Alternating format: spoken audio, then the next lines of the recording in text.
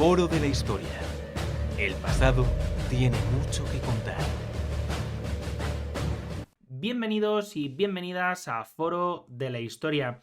Hoy vamos a hablar acerca del ejército romano. Vamos a hablar acerca de, pues un ejército que marcó durante siglos la política y la vida de, la Europa occidental y en algunos casos también la Europa oriental. Vamos a hacerlo de la mano de Gerardo Torrado, que ha estudiado, y que es el autor del libro Ejército Romano, donde pues explica y estudia el ejército romano a lo largo de los siglos. Él es licenciado en Historia por la Universidad de Santiago de Compostela y pues hizo un doctorado en viticultura itálica, que me parece además un tema muy interesante. Y también ha estudiado la historia medieval de Pontevedra o de la Galaecia, ¿no? ¿Qué tal? ¿Cómo estás, Gerardo? Muy bien, hola, muy buenos días. Buenos días, la verdad que es una maravilla tenerte por aquí porque justo como te había comentado, no solemos hablar mucho sobre la cuestión del ejército o cuestiones militares. Este es un programa más bien vinculado a otros aspectos más sociales, pero claro, al final el ejército es una buena parte de la sociedad y sobre todo en la época romana más. Así es. La verdad es que tenía ganas de hacer este programa, pues un poco porque al final es algo transversal para que, pues nuestros oyentes vieran que, y como bien expresas en el libro, que el ejército en Roma es algo cambiante, ¿no? Quiero decir que se va actualizando y de alguna manera adaptando los tiempos. ¿Cómo surge? Porque, hemos dicho que tu doctorando fue sobre la viticultura itálica. ¿Cómo surge la idea de escribir este libro sobre el ejército romano? Pues esta idea surge hace unos cuantos años, la verdad, porque cuando estaba haciendo el CAP, que es el curso este que hay que hacer para poder impartir clases en centros de secundaria, y que estuve en una entrevista, perdón, y la verdad es que en ese momento pues estaba leyendo un libro sobre el ejército romano y en ese momento pues se me dio la oportunidad de hablarles a los chavales en el instituto pues, de lo que estaba leyendo en ese momento, del ejército romano. Aparte de ahí, pues empecé a tomar notas y con un proceso de unos cuantos años de investigación, a ver, no fue bastante, unos cuantos años, que al final, pues cuando fue ya es cuando estaba aquí en casa, pasada la pandemia, dije, voy a darle un empujón a esto. Y apareció el libro ese. Así es como surgió el libro. Em, y es un libro que yo considero que bueno, que está, digamos, que cuenta con una serie de aspectos que igual otros libros pues no tienen. Por ejemplo, es un aspecto que, por ejemplo, se trató mucho, es el de las legiones. Pero claro, pero es que como yo incido muchas veces cuando hablo sobre el libro, las legiones es una parte del ejército. Pero no es todo el ejército, no es todo el ejército.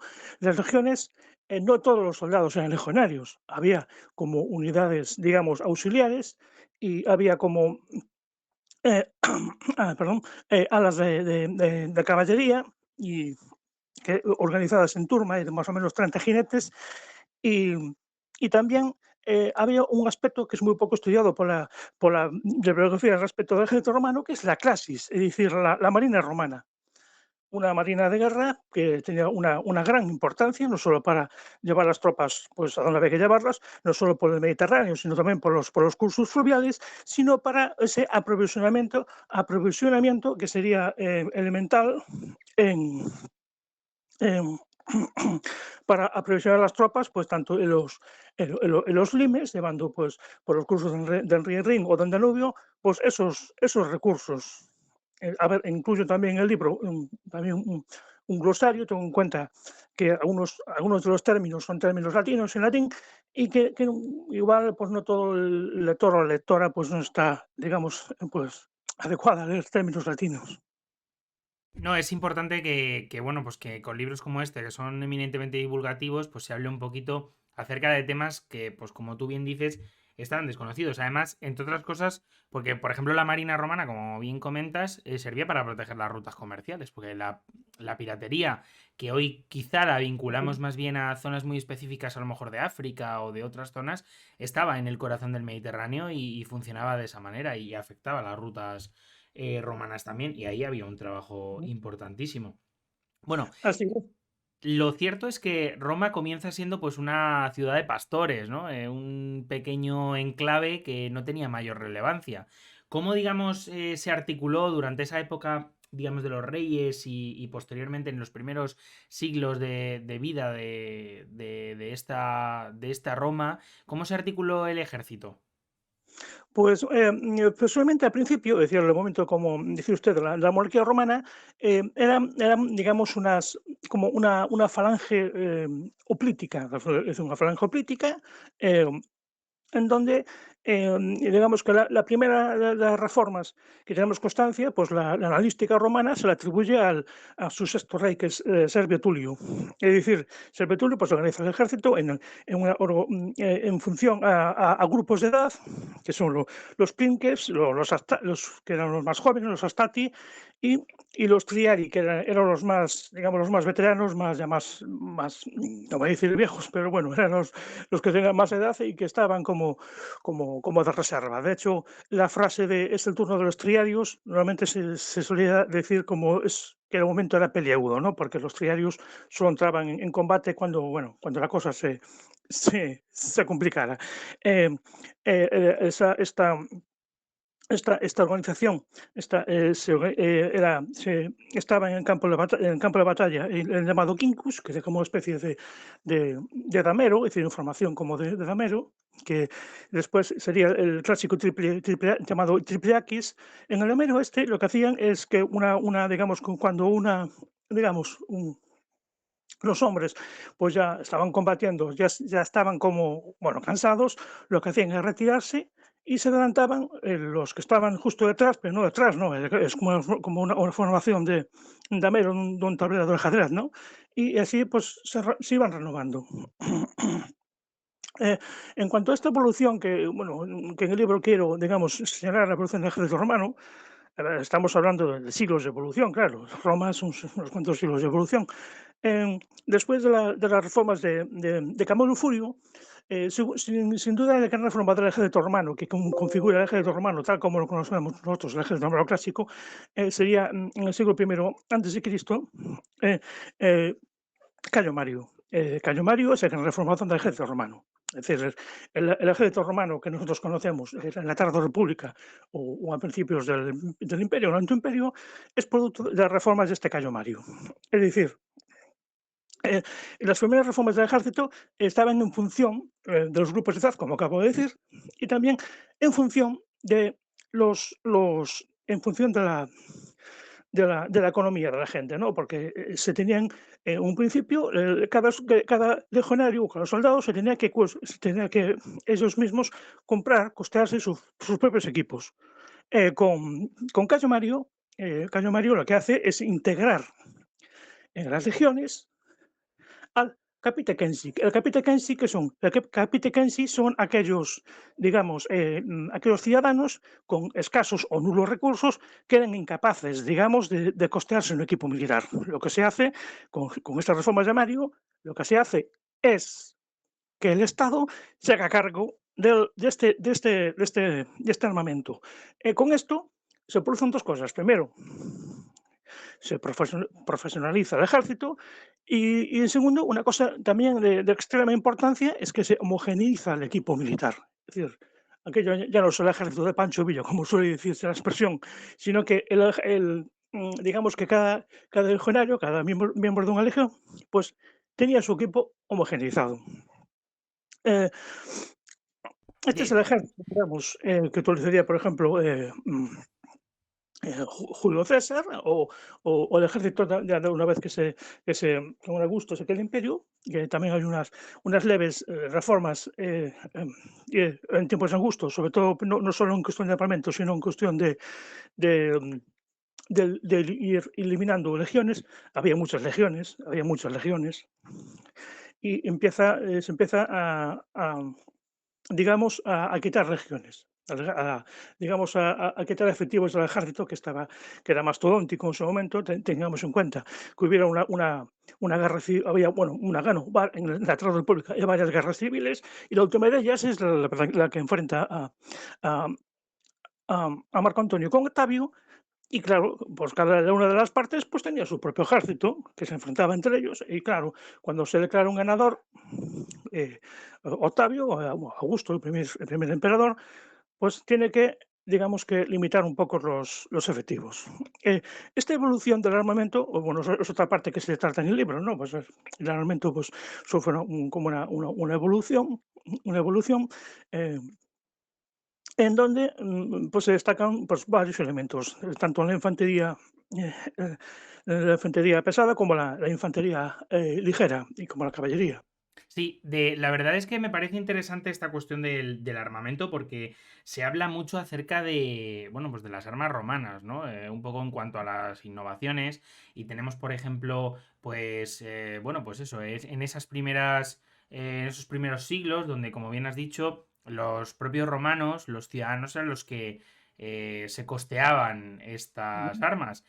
Posteriormente eso lo va a asumir el Estado para, entiendo que, ampliar esa masa social disponible para los ejércitos porque entiendo que estaban en una total expansión. Por otra parte, se generaliza, es en esta época, digamos, bueno, pues de los primeros emperadores cuando se generaliza el uso, por ejemplo, del gladius dentro de lo que es este ejército o es anterior a esto. No, no, no, digamos, la Gladius, que eso bueno, digamos que inspirada precisamente en un arma hispánica, es anterior ya se produce ya en periodo republicano ya. Mm. Después veríamos como esa espada, el Gladius se va, digamos, alargando, se configura otro tipo de espada diferente al Gladius, eh, y que tiene más, digamos que más punta que filo. Mm. El Gradius es perfecto, que es lo que comenta, sobre todo para el tipo de combate que realizaban pues, en el ejército. Es decir, el combate que vemos, por ejemplo, las películas, es decir, el cine, nos facilita una imagen de la lucha en una batalla con una legión en campo de batalla, mu- muchas veces que es muy distorsionada a, lo, a lo que sucedía normalmente. El combate era algo más estático de lo que nos comunica el cine. En el cine, pues aparece mucho lo que es el hecho del combate individual, ¿no? Para el lucimiento del protagonista normalmente, y que es muy parecido, digamos, al combate heroico que aparece, por ejemplo, por decirlo de alguna manera, en los poemas de Homero, de la Ilíada, y que tiene muy poca relación con el comportamiento en campaña y en batalla de un ejército, ¿no? Eh, Estaba totalmente prohibido el combate individual. Estaba totalmente prohibido el combate individual. De hecho, eh, Manlio Torcuato, pues, ejecutaría a su propio hijo, es decir, a su propio hijo lo ejecutaría como castigo por haber cedido al combate individual. Es decir, que en esa, digamos, en esa férrea disciplina del ejército romano, está totalmente prohibido el combate individual. A ver, también es cierto que antes, este mismo Manlio Torcuato, años antes, pues él mismo tuviera un combate individual con un enorme galo, al cual como digamos, como recompensa, pues le sacara su Torques, de ahí que le llamaran Torcuato. En este combate, normalmente, pues apartados en sí, los legionarios, Scutum contra Scutum, pues dejaban un espacio en donde meter la Gladius e ir pinchando e ir avanzando. Es decir, que es una, digamos que, a ver, no es un combate absurdo que a ver quién empuja más, ¿no? Como podía ser un poco en la Grecia clásica. Bueno, que eso no quiere decir que en los combates de Grecia clásica no muriera la gente, ni que la gente quedara con los miembros cercenados. Pero, pero sí, es cierto que el Gladius está especialmente, y por eso lo adaptaron. Es decir, uno de los grandes éxitos del ejército romano es su capacidad de adaptación. Lleva a un sitio, es una capacidad que hoy en día no sé si es cierto, no se atribuye a los nipones, pero iban a un sitio, le gustaban y lo aceptaban en su ejército, lo asimilaban y lo mejoraban. Y lo mejoraban. En, en este aspecto de asimilación y de mejora, está tiene está muy relacionado con sus avances técnicos en el ejército. Hay autores de que se piensen que si Roma hubiera usado esos mismos avances técnicos que usaba el ejército en otros medios como puede ser la industria o la economía, pues Roma pues tendría una tecnología a nivel industrial, pues bueno, pues fuera de serie, la verdad. Y, y por otra parte, a veces a veces el ejército romano a lo largo de su historia se encontraba con limitaciones y tenía que entonces reinventar su ejército, adaptar lo que veía y mejorarlo. Esto se ve muy bien, sobre todo en la clasis, en la marina. Roma no tenía marina, no tenía una marina de guerra, no tenía una marina de guerra. Y la Primera Guerra Púnica se enfrenta contra los púnicos, los cartagineses, resulta que se enfrenta con una gran potencia naval, una gran potencia mediterránea, que era Cartago, ¿no? Así lo que hace por Roma, lo que tiene que hacer es crearse su propia marina. Se hacen con un barco cartaginés que encallara, lo estudian a profundidad para ver cómo estaba construido y a partir de ahí empiezan a hacer sus barcos. Empiezan a hacer sus barcos y empiezan a ganar sus batallas navales a los cartagineses, que es una gran potencia naval. Y lo hacen, pues, gracias a un invento, una vez más, la inventiva, digamos, esa inventiva romana, inventan un aparato que se llama el corbus, que es como una superficie, con unos ganchos, con unos garfios, que permitiría el abordaje. Permitía el abordaje, de un barco a otro y que además, los amarraba los barcos uno a otro, lo cual, digamos, que permitía aplicar esa, em, infantería, romana, que era superior a la púnica, pero no submarina, pues aplicarla a un combate naval. Es decir, porque quedaban como los barcos amarrados y bueno, y pasaban de un lado para otro. Lo cual, pues lo que digo, pues aplicaban, pues digamos, esa su perfeccionada técnica en infantería al combate naval. O sea, que digamos que de esa manera son ellos como, o sea, se van adaptando, digamos, o sea, todo lo adaptan como si fuera un combate terrestre. Eso me parece bastante interesante, sobre todo porque, bueno, y la pregunta un poco va en torno a lo que comentas, si es este conflicto púnico, digamos, el momento en el que cristaliza la Marina romana, y luego, digamos, qué otros puntos de inflexión a lo largo del tiempo hay eh, en torno a esta Marina y su adaptación, porque... Probablemente a nivel naval sería el conflicto púnico el más importante que disputó la Marina romana. Pero digamos que otros conflictos, más allá de esta Segunda Guerra Púnica, porque yo creo que la tercera no tuvo tanto, ni temporal ni militarmente tanto movimiento de recursos, ¿cuáles fueron el resto de conflictos determinantes para la cristalización de esta Marina? Pues la marina, pues una vez que se abarre, digamos, la marina púnica, digamos que prácticamente el Mediterráneo se convierte en un mare nostrum, como decían ellos, ¿no? Es decir, que un mar romano. Pero antes hablaste que de los piratas. Pues bueno, resulta que el problema que aparece a continuación, más que más que grandes potencias enemigas, como puede ser Cartago, que fue borrada del mapa después de la Tercera Guerra Púnica, pues aparecen esos pequeños problemas que son los piratas. Unos pequeños problemas que, bueno, que también que a veces no eran tan pequeños problemas, o sea, que eran una amenaza, ya no digo para el propio abastecimiento de Roma. Em, incluso se le dan poderes como casi dictatoriales a Pompeyo Magno para que acabe con estos piratas cilicios y que tenían sus refugios pues, en la recortada costa de Asia Menor.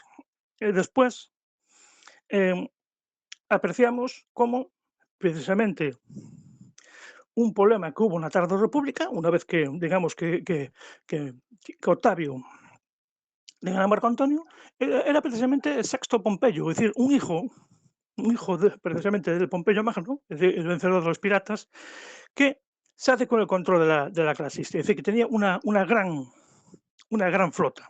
Es decir, que tenía una gran flota y que además ponía en peligro Italia. ¿Y por qué ponía en peligro Italia? Porque Italia, de ser una potencia digamos, a tener su propio abasto de cereal, pues después de la primera, de la primera guerra púnica, bueno, hacia los 241 antes de Cristo, pues se queda con Sicilia. ¿Qué pasa? A Sicilia la convierte en su granero. Empieza a llegar el ganado siciliano a precios muy baratos, con los cuales los productores itálicos no podían competir. Y el campo romano, la agricultura romana diversifica hacia otros cultivos más especulativos, como puede ser el viñedo. Bueno, precisamente lo que estudia mi tesis doctoral, el viñedo o el olivo. Y Roma, o Italia, cada vez depende más de la llegada de cereal, que es tan importante en la alimentación, de puntos externos, puntos extrapeninsulares. Primero Sicilia y posteriormente, después de que Egipto caiga digamos, en manos de Roma, en la Tardo República, Egipto se convierte en el gran granero de Roma. Había como eran unos barcos enormes. Estrabón, en su geografía, nos habla de estos barcos enormes. Dicen que, bueno, son precisamente seguramente las embarcaciones más enormes que hubo en la antigüedad, son los barcos que llevaban el grano de Egipto a la península itálica para, entre otras cosas, repartirlos de forma gratuita en la URSS, en la ciudad, por mediante la institución de la Annona. Y precisamente el mar tenía que estar tranquilo, que no hubiera piratas, que no hubiera problemas para este abastecimiento continuo desde las costas africanas y desde Egipto de, de, de cereal. La verdad es que esto sobre la cuestión de los barcos, claro, también tenían una marina mercante, porque la propia Roma en momentos, digamos, críticos es capaz de autoabastecerse, bueno, desde unos territorios a otros, y de hecho también eso forma parte de la vida política romana. Más allá, digamos, de la marina, que la verdad que es un tema muy interesante porque se ha tratado poco. Me gustaría, bueno, pues un poco que hablaras acerca digamos, de la marina en esos siglos finales del Imperio Romano, donde volvemos otra vez a los inicios porque no se sabe tanto, quizá como a lo mejor en la época dorada, ¿no? En esa época final de la República, principios del Imperio. ¿Cómo fue digamos, papel del ejército y de la marina durante estos últimos siglos del Imperio Romano Occidental, por ejemplo? Pues precisamente, bueno, aquí en este caso, pues más los problemas más que provenir del Mediterráneo, pues vendrían en el tardo imperio, pero provenían del norte. Aquí igualmente, a pesar de que nos salimos del mar Mediterráneo, pues la marina sí que tiene un papel determinante. Es decir, que se configura el Limes renano y el danubiano, es decir, que, puntos acantonados en el Limes, que había que abastecer. Y aquí, claro, los barcos pues tienen un enorme papel, no solo porque también se usan en el transporte fluvial, tanto de llevado de tropas. Es decir, que digamos que la marina había una clasis que le llaman la clasis danubiana, es decir, en concreto para surtir al Danubio, para surtir al Limes. Es decir, que estamos en un momento de los peligros ya no vienen de un Mediterráneo que está totalmente controlado y que hay que fijarse sobre todo pues, en el norte de Europa. Y bueno, ya hay que llevar tropas y llevar recursos a esos puntos fortificados y el tráfico marítimo pues es elemental. El tráfico marítimo en la antigüedad, hemos de tener en cuenta que el tráfico marítimo en la antigüedad era más barato y más eficaz que el tráfico terrestre, pero mucho más. Es decir, a ver, no, ahora no me acuerdo de los cálculos exactos, pero digamos que sí, que el tráfico marítimo y el tráfico fluvial era básico. Tengo estudiado, por ejemplo, el caso del del Ródano y del Garona en la Galia, sobre todo por lo que estudié yo, el tráfico el comercio de vino, ¿no? De de cómo, pues desde el vino originalmente, pues en la Galia, pues tenía procedencia masaliota de Marsella, y cómo poco a poco pues empezó a traficarse en esas Dressel 1, Dressel 2, en esas ánforas repletas en su panza de rico vino romano, pues, por medio de los ríos de la Galia. El ejército romano en la tardoantigüedad, en lo que llamamos estos últimos siglos del imperio, es un ejército que tiene que adaptarse muchísimo, porque anteriormente había combatido contra, vamos a hablar, no vamos a hablar de ejércitos similares, pero bueno, los hunos y todas esas tribus godas, visigodos, ostrogodos, burgundios y demás, le hacen adaptarse a los nuevos tiempos. ¿Cuáles fueron, digamos, las mayores innovaciones en este periodo y cómo estaba el ejército en ese momento? Porque, claro, la imagen que tiene el gran público, por así decirlo, es de resquebrajamiento de todo. Y sin embargo, podemos ver que hay una gran vamos, grandes recursos movilizados en campañas militares dentro del imperio, eso sí, ya no fuera, pues como pudieran ser las campañas contra los partos o contra otros, digamos, otras entidades políticas orientales, pero sino que luchaban en el propio territorio, pero digamos, cómo fueron estas, cómo asumió el ejército esta, estos nuevos desafíos. A veces estos nuevos desafíos pues venían por medio de la incorporación incluso de miembros de estos pueblos de la incorporación a las propias tropas romanas. En cuanto a los armamentos, y es muy, digamos que yo creo que el peor enemigo que tuvo Roma a lo largo de su historia fueron lo acabas de mencionar, creo que fueron los partos. Y una gran, digamos, evolución del ejército romano, sobre todo en relación a su caballería, fueron la inclusión de una caballería acorazada, que son los catafractos, que bueno, los copian pues, desde de los partos. Digamos que era un caballo que estaba acorazado, tanto como su jinete, y bueno, como un tanque de la época. La verdad es que no sé si eran muy operativos, porque deberían pesar bastante y deberían, digamos, de tener limitados sus movimientos mucho en relación a una caballería ligera.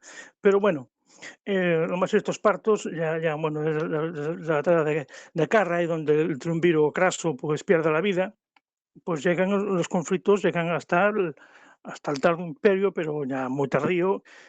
Siguen con los partos y con los sasánidas.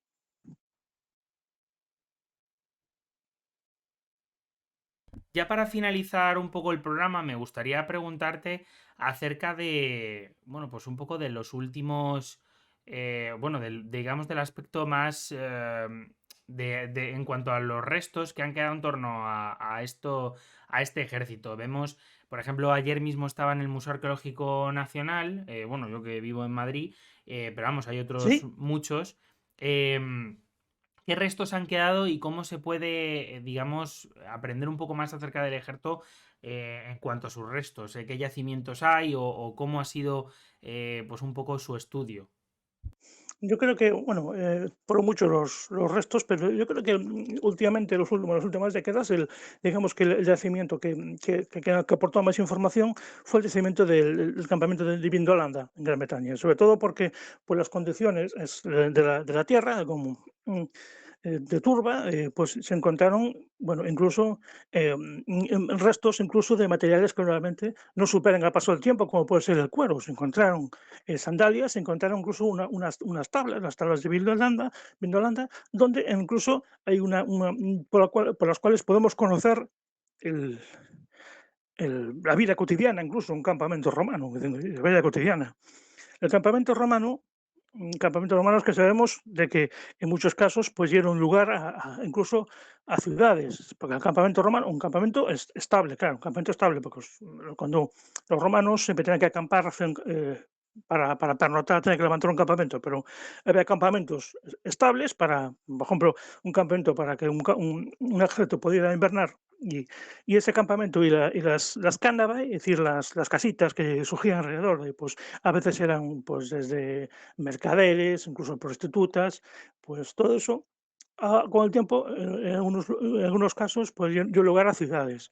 Y es sí, yo creo que los campamentos romanos son los yacimientos, digamos, para conocer el ejército romano por excelencia, sobre todo en este caso, en Vindolanda, con esas tablas de Vindolanda y con esos, como digo, incluso se encontraron incluso sandalias sandalias y además de niños, ¿no? De legionarios, sandalias. Se encontraron incluso, por eso ese terreno turboso incluso nos permitió que llegaran a nosotros incluso tejidos y cosas que normalmente no llegan. Y además en esas tablas, como digo, nos aporta una gran documentación sobre el día a día de la vida cotidiana, tanto de la instrucción como también del tiempo de ocio, de un soldado, de un legionario. Y bueno, en concreto en el libro, pues dedico precisamente un capítulo al día a día del soldado.